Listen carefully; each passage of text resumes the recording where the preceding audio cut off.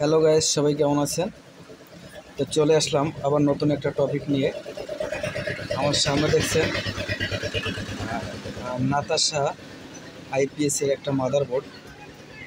তো এই মাদারবোর্ডে চার্জিং কেন হয় না, চার্জিংয়ের জন্য কি কি সমস্যা হয় এবং কারেন্ট ইনপুট কেন হয় না, এই বিষয়ে আপনাদের টিপস দিব। সম্পূর্ণ ভিডিওটি দেখবেন, ভিডিওটি স্কিপ করলে কিছুই জানতে পারবেন না।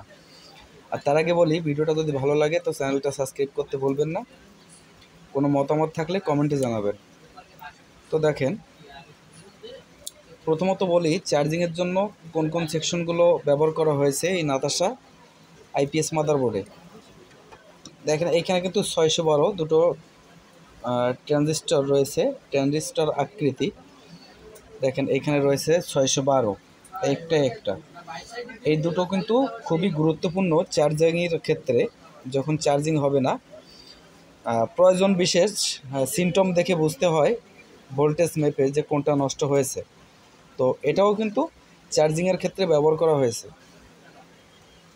এখানে দেখেন এই রেজিস্ট্যান্সের থেকে শুরু করে এই সেকশন পর্যন্ত এখানে আছে। অনেকে ভাবেন যে এইটা হচ্ছে 3 পিন 6 পিন, এটা হচ্ছে আইসি। তো যারা আইসি বলেন, আমি বলবো এটাকে কিন্তু আইসি বলে না, এটাকে বলে আছে অক্টোকাপলার। এটাকে বলে অক্টোকাপলার। এই অক্টোকাপলার দুটো যদি নষ্ট হয়ে যায় তাহলে কিন্তু কারেন্ট ইনপুট এবং চার্জিংয়ের সমস্যা হয়। দেখেন এটাকে কিন্তু অক্টোকাপলার বলে। এই অক্টোকাপলার দুটোর নাম্বার হচ্ছে এমওসি 3021। এমওসি 3021 যদি নষ্ট হয় তো সারাদিন কিন্তু গুতাইলেও কিন্তু চার্জ হবে না। এবং দেখেন আরেকটা গুরুত্বপূর্ণ আইসি আছে, এটাকে বলে চার্জিং আইসি LM324। এটাকে কিন্তু আইসির চার্জিংয়ের জন্য একটা মূল ভূমিকা। এই আইসিটা যদি নষ্ট হয় তাহলে কিন্তু চার্জিং এম্পিয়ার নেবে না এবং চার্জ হবে না। সাথে দেখেন এর পাশে কিন্তু দুটো জেনার ডায়োড আছে।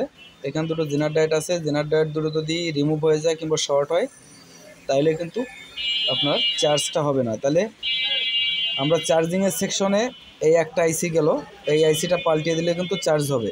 এবং এটা আছে এম্পিয়ারের জন্য, এটা চার্জিং এম্পিয়ারের জন্য। এটা ঘোরায় কিন্তু এম্পিয়ার কম বেশি করা যায়।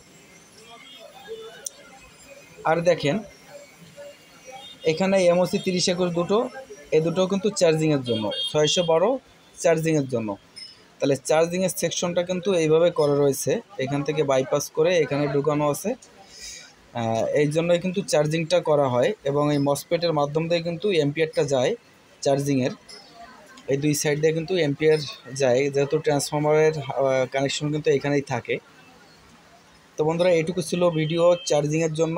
আর অবশ্যই চার্জ যদি না হয় তো আপনাদের এসি ইনপুটের যে ফিউজটা আছে, এখানে দেখেন ফিউজটা আছে, এই ফিউজগুলো কিন্তু চেক করে নেবেন। এখানে একটা চার্জিংয়ের জন্য ফিউজ দেওয়া থাকে, ফিউজটা চেক করে নেবেন।